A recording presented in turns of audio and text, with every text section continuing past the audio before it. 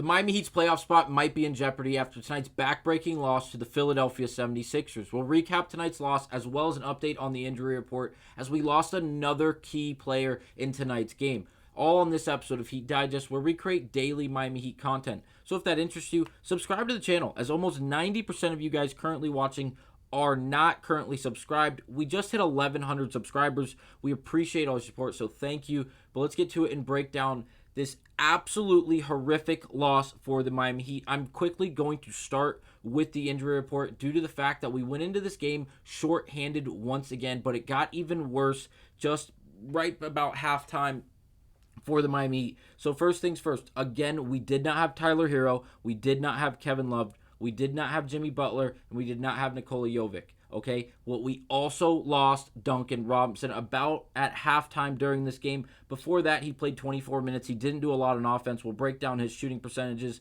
and his actual stats in just a second. But he went down due to back discomfort is what it's listed as. That is what we were told on the broadcast during the game by Doris Burke. But again, it's just horrible to think of due to the fact that the Miami Heat were shorthanded to begin with in this game, and then you lose a player who is coming off a 30-point performance just 24 hours ago against Detroit. So again, not a great scenario for the Miami Heat. It seems like we're playing shorthanded to begin with, and things are just getting shorter and shorter for the Miami Heat. Now, with the lack thereof of offense for the Miami Heat, Bam Adebayo stepped up in the first half.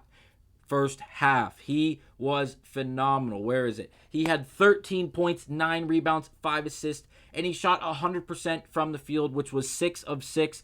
And he made a 3-point shot once again, just one of them in the first half. He ended up making 2 of them for the game. This guy is a certified marksman. I don't know where it's coming from. He made one in the All-Star game, if you guys remember. He made a joke telling it, like, say something to Eric Spoelstra, like tell him to let me shoot more. It totally came off as a joke, as it seemed like it was.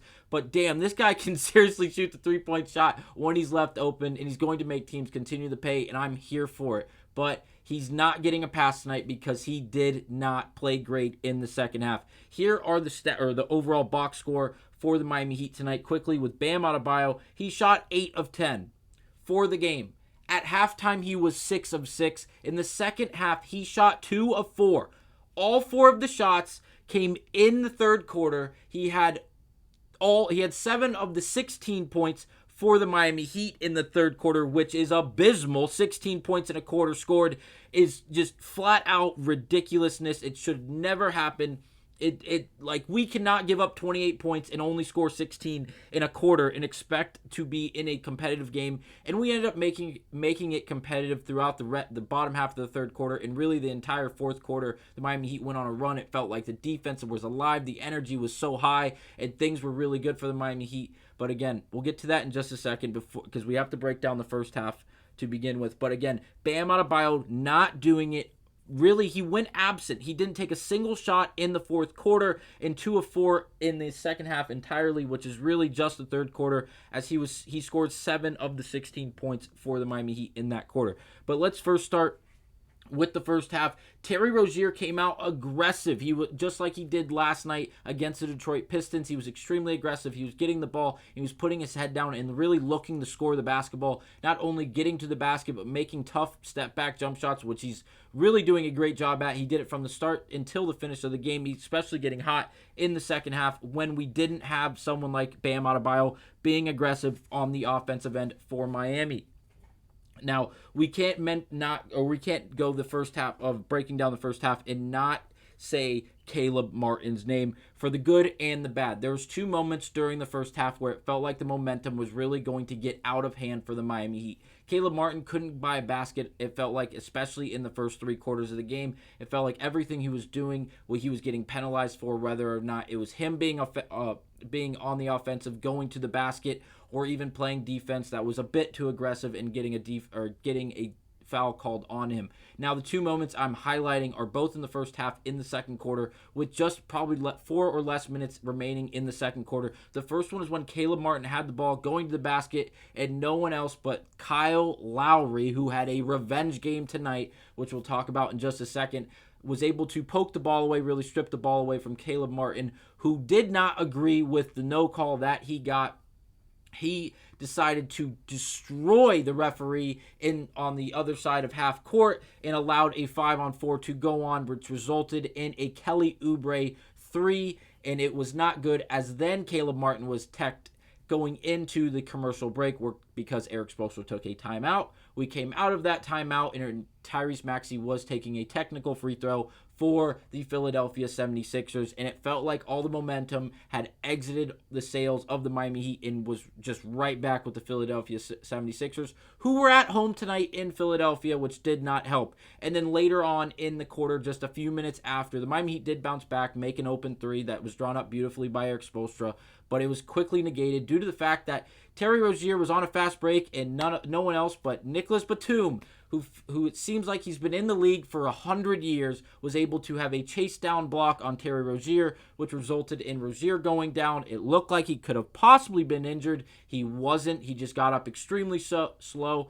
It ended up being a 4-on-4 because Batum really didn't run down, but it resulted in a Kyle Lowry and one opportunity. Caleb Martin was on the really receiving end of that, as Kyle Lowry kind of landed on him after the shot was made, going into the foul attempt.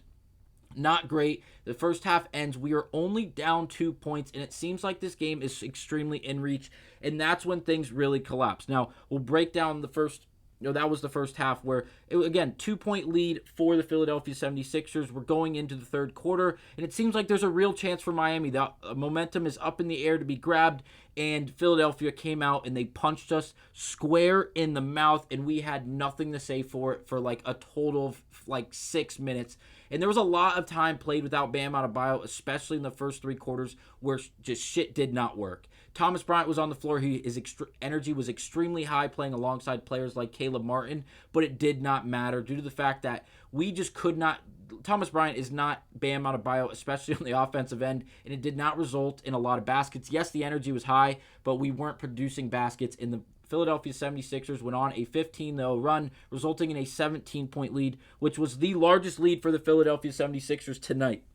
Now, they did play really well, and we had lapses, and then we were playing really well, and that's when the fourth quarter started, and our play was extremely great, honestly, in my opinion, the entire fourth quarter, just until the last 2 minutes. Now, the first 10 minutes of the fourth quarter, our energy on the defensive end was like something to get emotional about. It was art. It was perfect. We were playing from anything from a 2-3 zone, which we normally do. We were playing a full court pressure, trapping on the corners on the inbounds pass.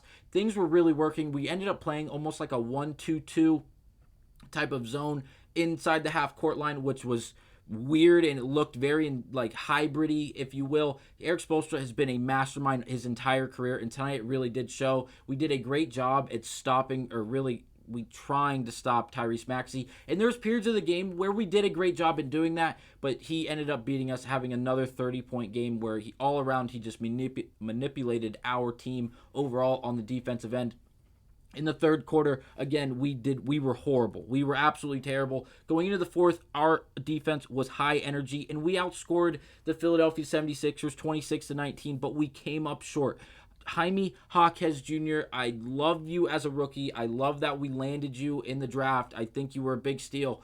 But holy crap. Oh, man, tonight it was rough. Tonight was hard. He went 0 of 7 in the second half of this game. For the game overall, he went 3 of 13, which is 20%. He went 1 of 5 from behind the three-point line, which is not great. He resulted in 9 points, 4 assists, 9 rebounds. Yes, he played high energy when he did have a steal. But again, in the rebounding was good from someone in Jaime Jaquez Jr. that played the power forward tonight, which is very weird to think of as he's undersized at that position. But again, it did not work in that second half, and we really needed the offense due to the fact that it really came down to Terry Rozier and Caleb Martin in the fourth quarter on the offensive end, as Bam Adebayo did not attempt a shot in the fourth quarter. And I'm still trying to figure out why, because he came on the floor at about the 5.5, 6 minute mark. He took Thomas Bryant out. He got a great wind on the bench, and he still came out, and he did not attempt a shot in the fourth quarter, and it absolutely killed us.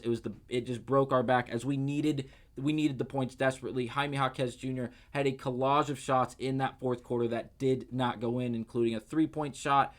Kelly Oubre played the greatest defense I think he's ever played in his entire career for a few series in this game. All of them defending Jaime Jaquez Jr. That just did not look pretty on our end for Jaime Jaquez because of the defense he played, keeping his arm straight up, getting clean blocks, clean tip-aways, and it just resulted in a pull-away effort from the Philadelphia 76ers. We lose a game where we didn't give up 100 points, which is extremely rare for this Miami Heat team because it means our defense really did show up, but we were only capable of scoring 91 points, which is really never going to get the job done, especially in today's NBA. But another horrific loss for the Miami Heat. We currently are sitting in the 8th seed, and it's going to be a very interesting race. It's going to be something, to say the least. I believe we play Wednesday night against the against the Cleveland Cavaliers. It's the 4th game of a 4-game road stand for this Miami Heat team, and it's going to be even tougher than the game tonight.